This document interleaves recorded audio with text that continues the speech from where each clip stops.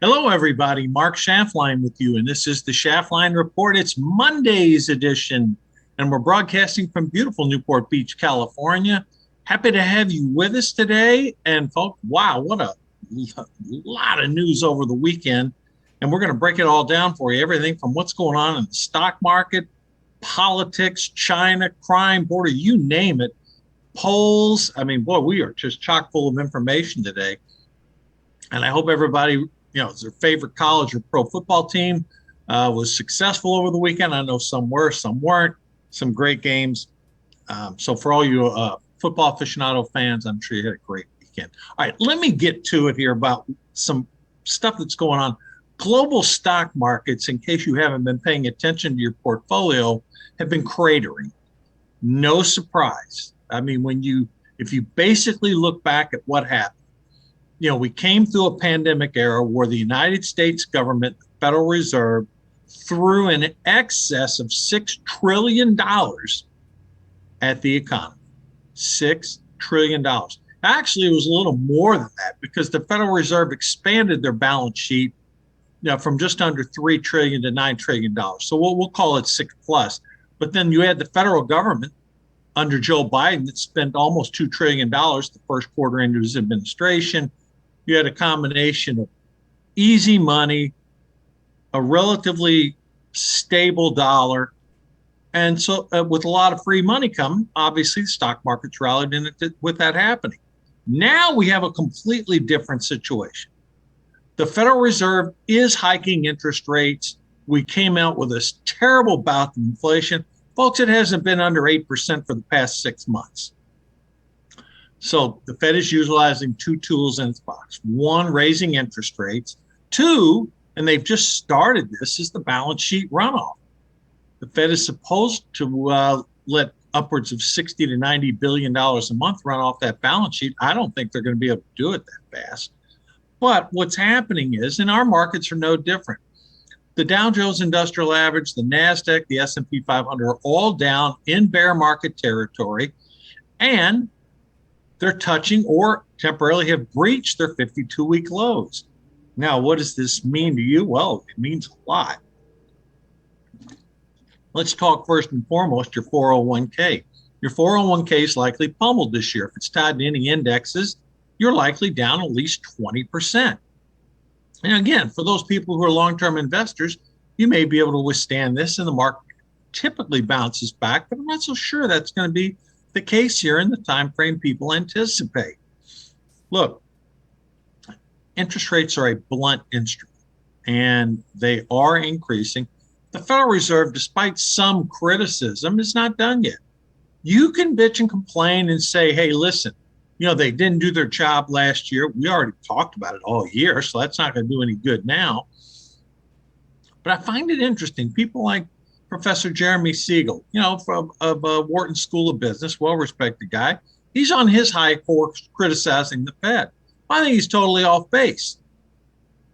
We have inflation running north of 8% right now. What's the cause of that? Too much easy money by the Fed, too much spending by Democrats. Creates a supply chain issues, you name it. If you take Democrats, combine that with spending money, you've got a disaster on your hands, and that's what we're dealing with right now. Now, couple that with the fact that the U.S. government has been divvying up 1 million barrels a day out of the Strategic Petroleum Reserve. That's supposed to end in about 5 days. But that reserve has been greatly depleted. So now you're going to have a situation where the government's not going to be able to flood the market with cheap oil anymore. Now we're going to have a situation likely in Q4, demand will likely accelerate for oil, again, as we get into the winter. If China ever relaxes their standards on COVID and starts to try to grow again, that could put upward pressure on oil prices. But what's holding it down right now, and oil earlier this morning, U.S. Brent crude was under $80 a barrel, is the fact that the dollar has been so strong. Well, you might ask, well, Mark, what is that significance of that? Well, oil's priced in dollars. And as the U.S. dollar strengthens, because the Federal Reserve is raising interest rates. Look, this is real easy, folks. Money goes where it's treated best. Right now, stocks are competing against 2-year notes. The 2-year note, which was back in January, 25, 50 basis points, is now 4.44. That is an incredibly massive run. The 10-year note is below that. You've got about a 40 basis point spread, actually a little bit more than that right now, between the 2-year and the 10-year. So when you have short-term rates high, they're going to compete with stocks for dollars. Look, if you can get a 4.4% return relatively risk-free on your money, a lot of people are saying, well, wait a minute, I'd rather have the guarantee than risk going into some of these technology stocks. And then with the dollar continuing to rise because interest rates are rising here in the U.S., that's putting a little bit of cap on oil prices coming down. Hopefully that will help out on the inflation front. But the problem you have is this. Labor costs continue to go up. And labor is the biggest cost of doing business. It's not oil prices, it's labor. And for the American public, their second largest price that they have to spend on after their rent or their mortgage is food. And food prices are really high. So you have a really difficult economic combination taking place right now. Compound that by the fact, look, let's take a look at what's going on in Britain. The British pound is hitting an all-time low against the dollar. Why is that happening?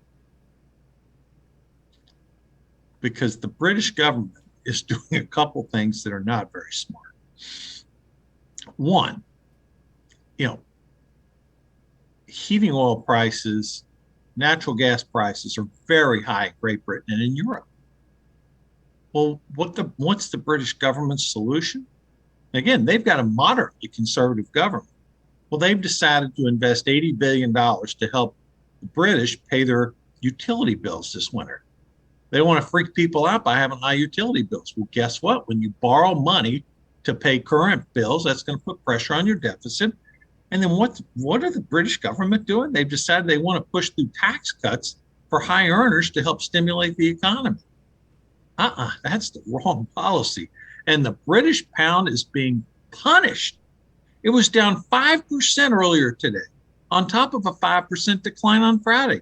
Now the pound has stabilized. It hit a low of $1.03 against the dollar. Now it's up to 107. This thing looks like we could hit parity between the pound and the dollar, which would be really a debacle for the British people.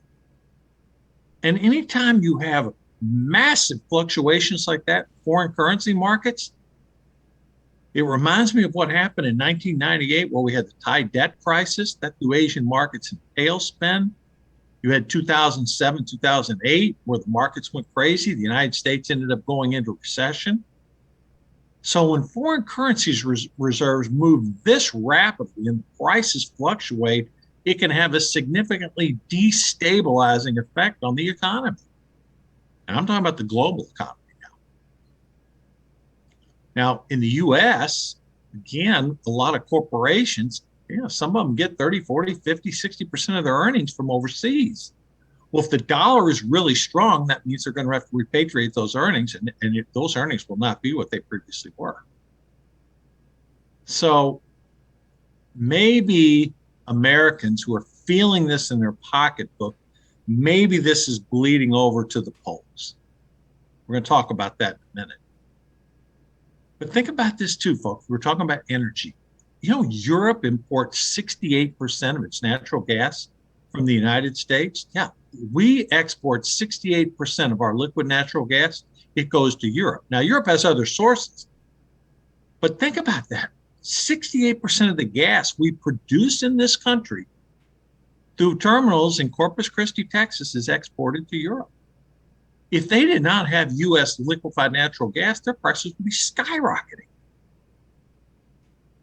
So all of this, folks, is going to play itself out as we head into the winter. And right now, it is not shaping up to be pretty. Now, you got to ask yourself, how is this bleeding into the political environment? Folks, people go to vote in about 2 weeks. Yes. Actually, one state in 10 days, you're going to start voting. So the midterms are going to be here, literally within 10 days to 2 weeks.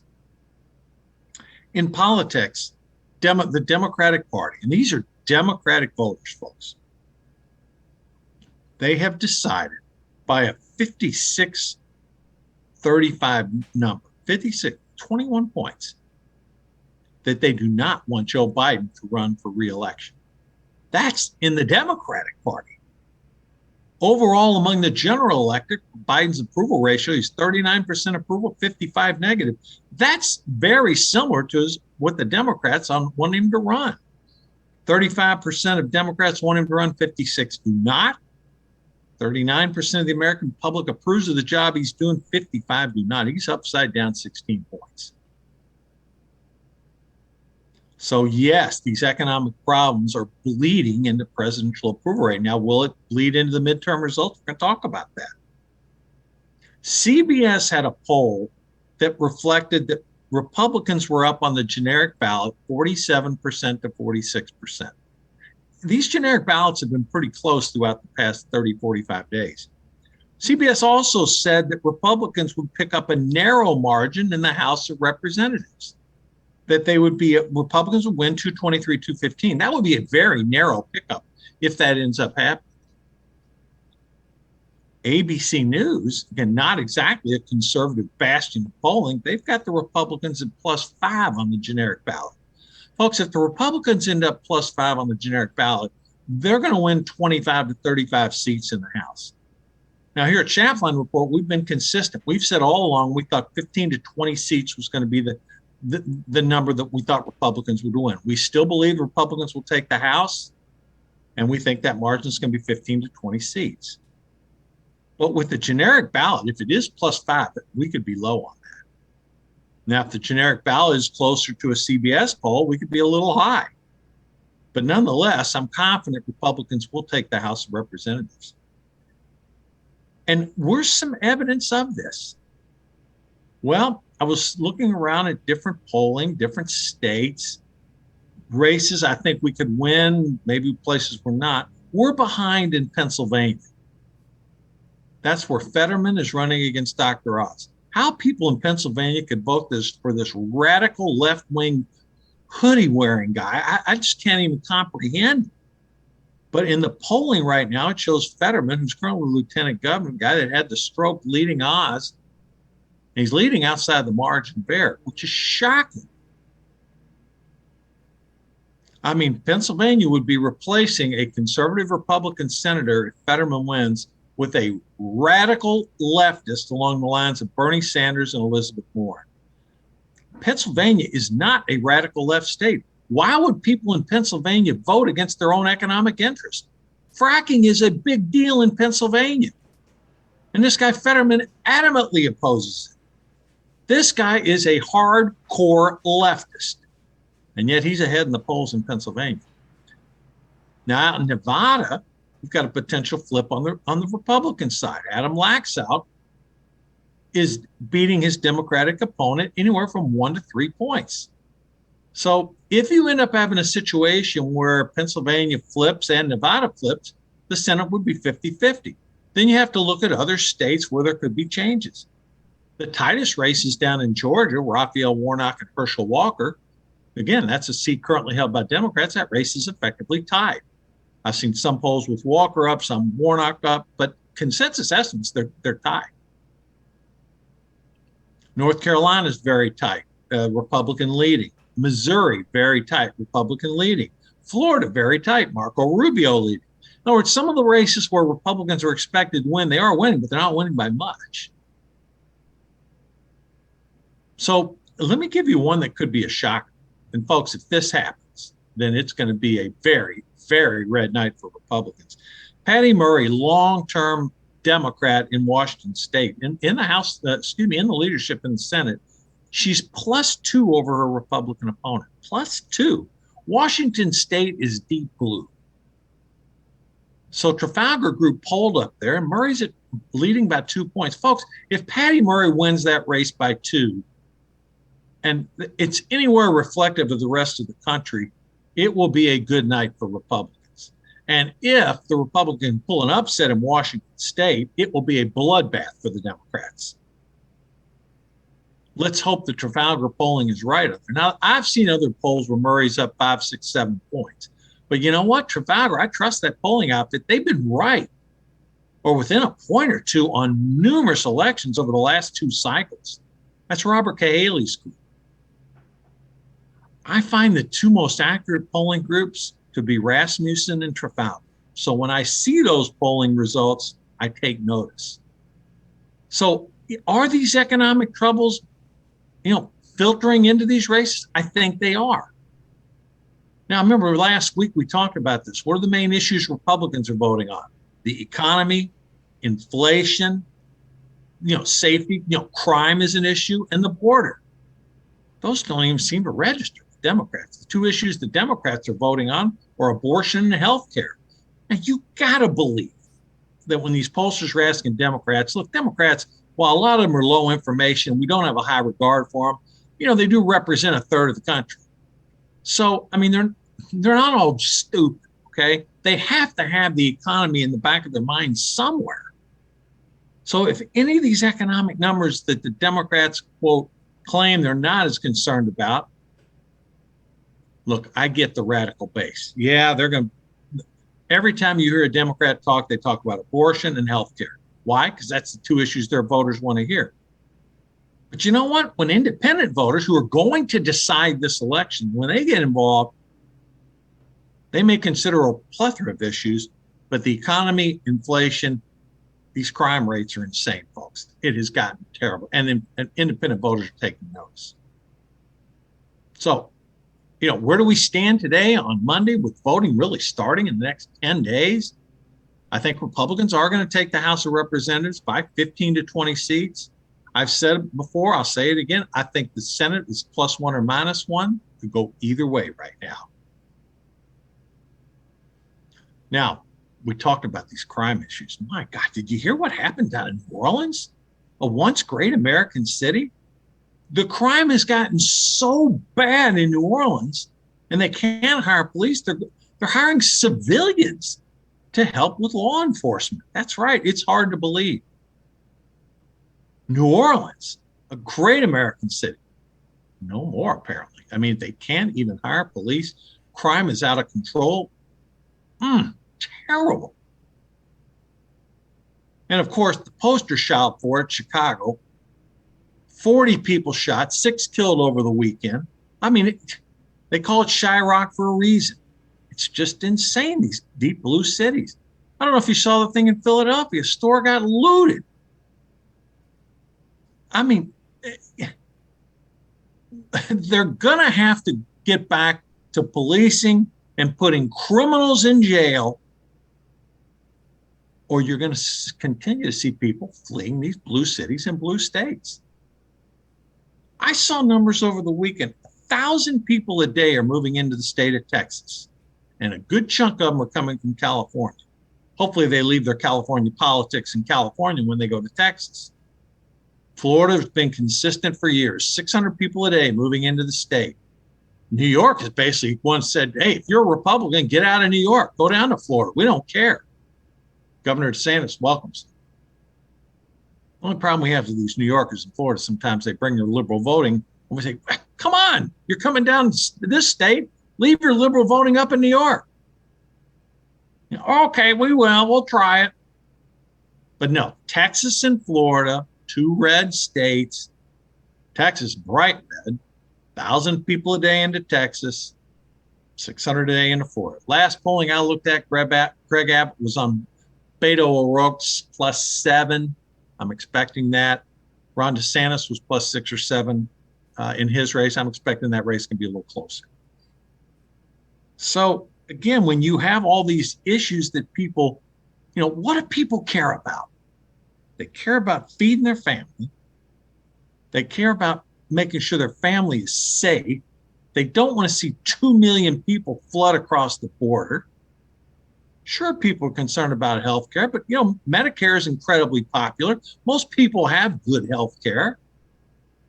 I don't see the health care issue resonating. That's really been nowhere even talked about. So on the Republican side, it's inflation, food prices, cost of living, crime, border security. And boy, talk about border security. The fentanyl that's coming across that border and killing our young kids, folks, that and that reason alone should be enough not to vote for a Democrat. Again, this is a party that has horrific policies that have hurt the American public deeply. And people are waking up to this Joe Biden fiasco now. Now, the big question that we were talking about here, okay, we have our election coming up. Heck, in Italy, they just had their elections and conservatives swept the government. Italy has a conservative woman who's going to be the new head of state. And Italy swept through a completely conservative government.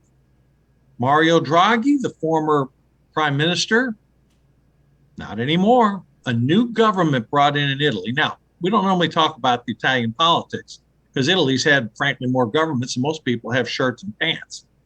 But it is noticeable that a conservative movement taking place in Italy. Is that an indication it may spread to Western Europe or into the United States? Well, we hope so. But as an early indication, you don't want to read too much into Italian politics because their governments change every 2-3 years, sometimes less than that. Now, the big international question a lot of people were asking over the weekend, and we really haven't seen anything definitive on it, is Xi Jinping still in control in China? There have been unconfirmed, unsubstantiated social media reports. They don't seem to be dying down that Xi is under house arrest. And that General Li Huanming is now in charge. I don't know. I mean, you haven't seen it on any news outlets because nobody's been able to verify it. But it has been running wild on social media posts, particularly in Eastern countries and in China. We're not validating it one way or another. We have no idea. But we are pointing out that there has been an absence of Xi from public view. And again, we don't want to really comment any further than that, other than to state, this information is out there. It has not been able to be confirmed yet. But, the question is he still in charge? That's a big deal, folks. Very big deal. And then, of course, you have a situation where the news came out where the U.S. quietly, diplomatically has warned the Russians not to use nuclear weapons in no uncertain terms. And you've seen the pictures on your television of Russians fleeing their country. These Russians want no part in this war. No one wants to, quote, die for Putin. And he's called up 300,000 people who are likely ill-trained, ill-prepared to send them as cannon fodder to die in Ukraine. And these Russians, they say, no, we don't want that. And so you see people all across the country fleeing, trying to get out of the country. They're just saying, to hell with this. I'm giving up my Russian citizenship. I'm gone. It's not that easy to get out. So when you add up all these issues, think about everything we've talked about here. You've still got inflation rapidly, no end in sight. Despite the fact the Fed's raised rates, you do see the economy slowing. Crime out of control in the blue states and blue cities. 2 million people coming across that border. And the crazy thing is, Democrats act like it's no big deal. Amazing. So you have stock markets at 52-week lows, interest rates on the increase, labor cost increasing, food costs increasing, and winter approaching. And like frequent guest Joe Visconti talks about in Connecticut, when people start getting their heating oil bill to fill up their heating oil tanks for the winter, oh my goodness. So against that backdrop, Republicans should be at a clear advantage heading into the fall. We'll see. We shall see. But the pickings look ripe for me because these Democratic policies are not good for the country. And we as a country would be better off shifting directions, having Republicans controlling the House and controlling the Senate, and putting a check on any horrific legislation Biden and these radical leftists that control that White House. Again, we've said it before. He's the president, but is it president in name only? I don't know. but boy, it looks suspicious. So, having said that, we're going to keep an eye on things to make sure we cut through the propaganda. But again, these stock markets, folks, it was easy money on the way up, and now it's not so easy as the Fed tightens. And the negative wealth effect is going to be felt around the country. Real estate prices, we didn't talk about that. A lot of parts of the country, they're already down 10, 15%, headed to 20. Significant declines on the way. Why? Well, when you could borrow money anywhere from 2 to 3%, now it costs you 6 to 6.5, 6.62. That's going to have a material effect. But we'll stay on top of it, folks. Keep the faith. Midterms are coming. Cavalry will arrive one way or another. And Republicans, if the American people stick to their guns and the polling is correct, the American people will vote in Republicans to take control of Congress and hopefully the United States Senate. All right, it's great being back from you. We should be in studio tomorrow. Thanks again for viewing, listening. Great feedback from all our viewers and listeners. Again, we'll cut through all the stuff that you're hearing among the politicians, tell it to you straight, and we'll be back on Tuesday. Have a good evening. See you tomorrow.